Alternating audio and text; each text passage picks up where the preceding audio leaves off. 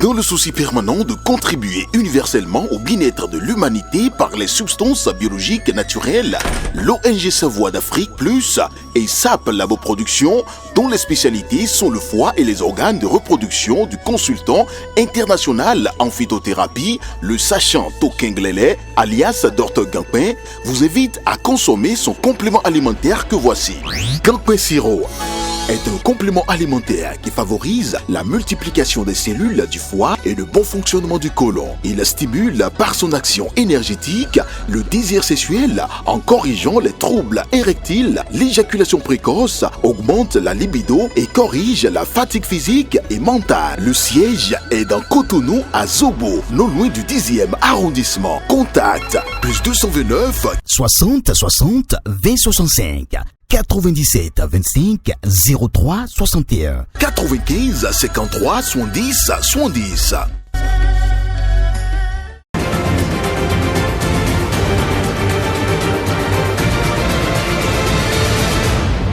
Guéri TV Monde, le leader des Web TV au Bénin. Édition du soir du 30 avril 2024. Mesdames et messieurs, bien le bonsoir. Voici le sommaire.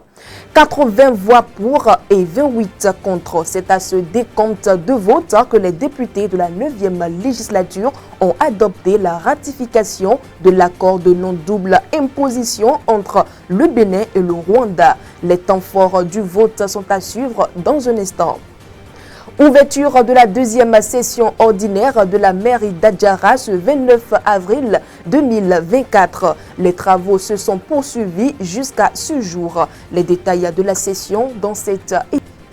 Hors de nos frontières, en Centrafrique, la Cour pénale spéciale CPS a lancé un mandat d'arrêt contre l'ex-président du pays, François Bozizé, pour des crimes commis entre 2009 et 2013. Les précisions dans cette édition.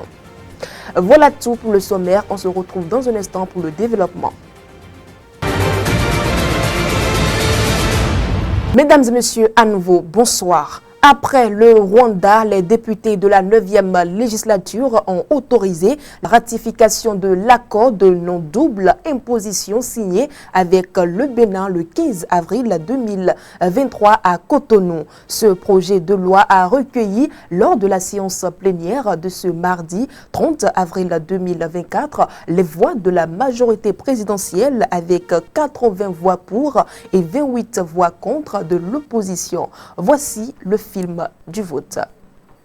L'Assemblée nationale a délibéré adopté en sa séance du mardi 30 avril 2024 la loi 2024-19 portant autorisation de ratification de la convention signée à Cotonou le 15 avril 2023 entre le gouvernement de la République du Bénin et le gouvernement de la République du Rwanda en but d'éviter la double imposition et de prévenir l'évasion et la fraude fiscale en matière d'impôt sur le revenu par 80 voix pour, 28 contre, 0 abstention. Ce projet de loi adopté lors de la séance plénière de ce mardi 30 avril 2024 précède le débat entre les groupes parlementaires concernant l'autorisation de cet accord. Et lorsqu'il y a une loi ou une disposition ou quoi que ce soit qui concerne le Rwanda, personnellement, je suis non seulement très attentif, mais toutes autres considérations qui ne sont pas les nôtres dans tous les débats qu'on fait liés à ce pays me paraissent secondaires. Ce n'est un secret pour personne que le Rwanda n'est pas un pays transparent.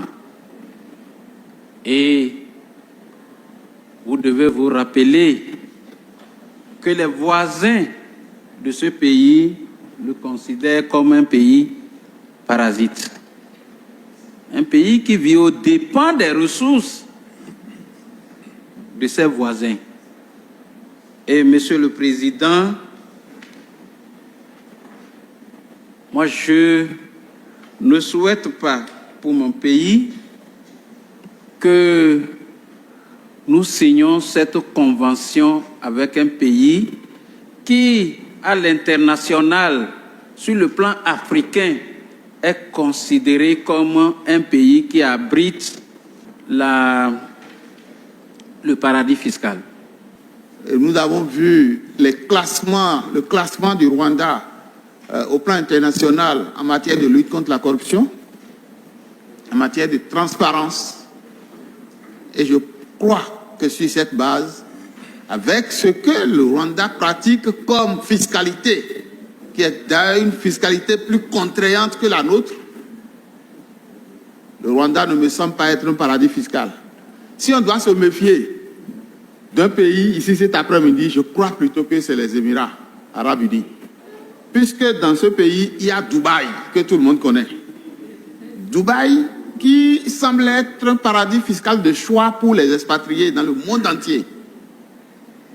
Je sais de quoi je parle. Toutefois, la ratification de l'accord de non-double imposition qui a eu lieu à Kigali le 8 mai 2023 offre des avantages aux États signataires. Dès la signature de cette convention, cela va permettre un accroissement dans les prochains mois ou les prochaines années des investissements provenant du Rwanda par l'élimination de la double imposition et l'élargissement de son réseau de conventions fiscales. Donc la ratification pourra également permettre au Bénin de consolider ses relations d'amitié et de coopération avec le gouvernement de la République du Rwanda. Le projet a donc été adopté avec 80 voix pour et 28 voix contre. En revanche, le projet de loi autorisant la ratification de la convention signée à Abu Dhabi le 4 mars 2023 entre la République du Bénin et les Émirats arabes unis en vue d'éviter la double imposition et la fraude fiscale en matière d'impôt sur le revenu a été voté à l'unanimité par les législateurs présents à cette plénière. Hors de l'actualité parlementaire, la Chambre de commerce et d'industrie du Bénin, CCI Bénin et Erevan Bénin SA ont signé dans l'après-midi de ce jeudi 30 avril 2024 un protocole d'accord pour une optimisation de la mise en avant des producteurs locaux. Voici un extrait de l'intervention du secrétaire général de la CCI Bénin, représentant le président de la CCI Bénin, Armand Kakpo. Nous sommes aujourd'hui, avec Erevan, en train de travailler alors à résoudre le facteur numéro 2, celui de permettre l'accès au marché. J'ai dit que je suis heureux parce que la qualité, c'est dire ce que l'on va faire ce que l'on a dit et accepter de rendre compte. En 2022, comme Kamarou l'a annoncé, nous avons fait un carrefour d'opportunités avec Erevan. Erevan a fait des promesses. Et les acteurs sont venus plusieurs fois nous voir pour nous dire « Oui, mais ils ont fait des promesses, mais vous n'avez pas signé de convention, comment est-ce qu'on va travailler avec eux ?» Comme si en fait, c'était un leurre. Non, Erevan, c'est également de la qualité. Lorsque Erevan a dit, Erevan fait. Mais il y a un chemin. Il fallait également que le partenaire Erevan voit en nos entreprises, des entreprises qui veulent véritablement se transformer leurs produits pour que lorsqu'ils rentrent à Erevan, qu'ils y restent très longtemps. L'idée n'est pas de rentrer et de ressortir aussitôt sec. L'idée, c'est de rentrer et d'y rester. Donc, je voudrais simplement dire aux mandants de la Chambre de commerce, donc à vous les entreprises, nous avons franchi un pas d'ouvrir un marché. Et nous serons toujours là, à vos côtés, en tant que centre de service, pour vous accompagner au-delà de l'autorisation de mise sur le marché.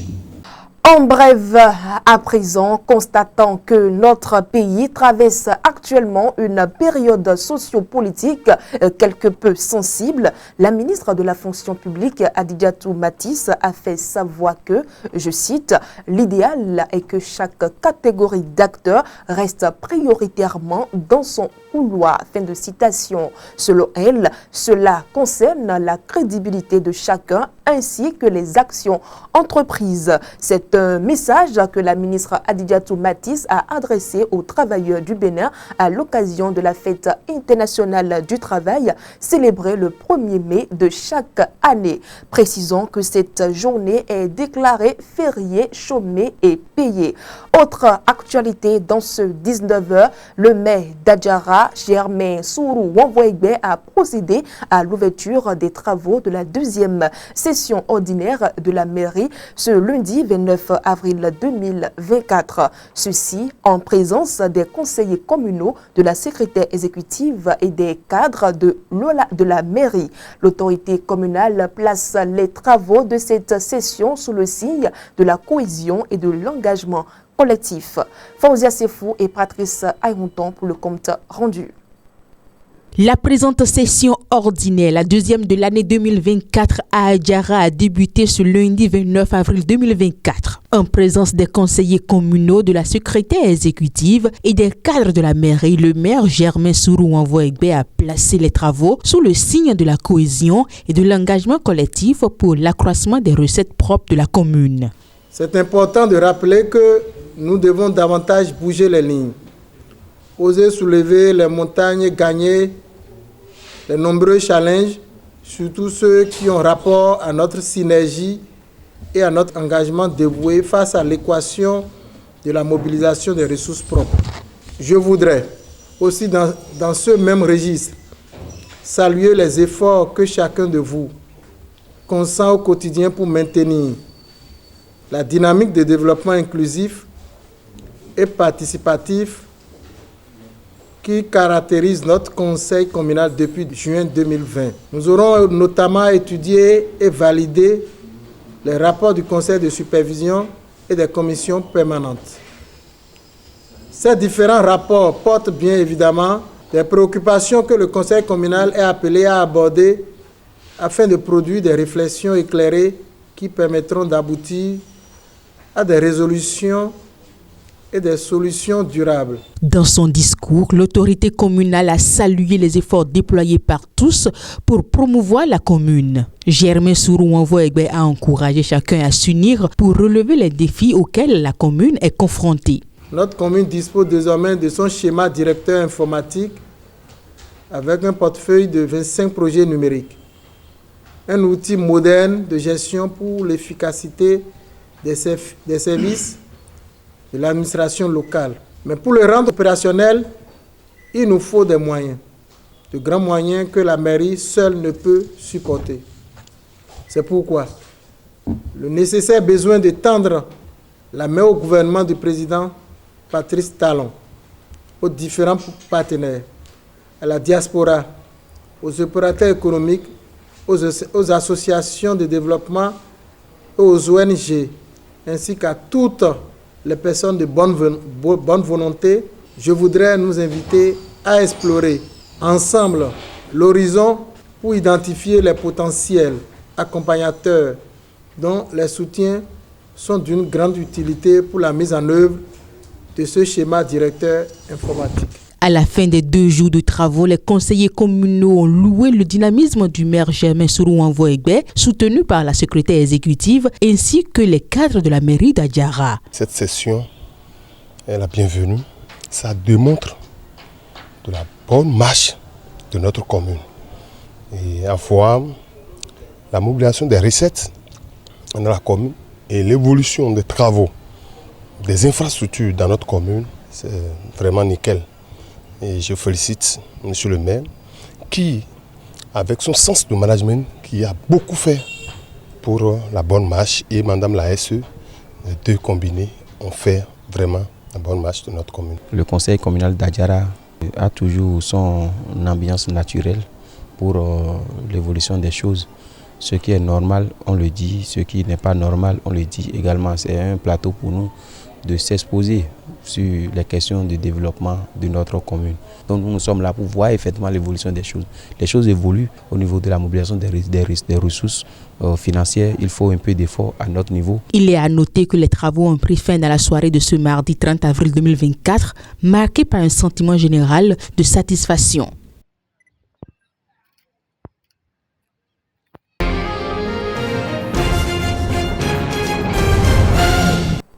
En bref, le tout nouveau conseil de transition haïtien mis sur pied après la démission du Premier ministre a choisi ce mardi l'homme politique Edgar Leblanc-Fils pour présider l'organe. L'annonce a été faite lors d'une cérémonie officielle retransmise en direct à la télévision. Leblanc-Fils aura un rôle de coordination au sein du conseil. Nous poursuivons avec une autre actualité. Comme je l'annonçais en titre, la Cour pénale spéciale a lancé un mandat d'arrêt contre l'ex-président centrafricain François Bozizé pour des crimes commis entre 2009 et 2013. Les précisions avec Fauzia Sefo.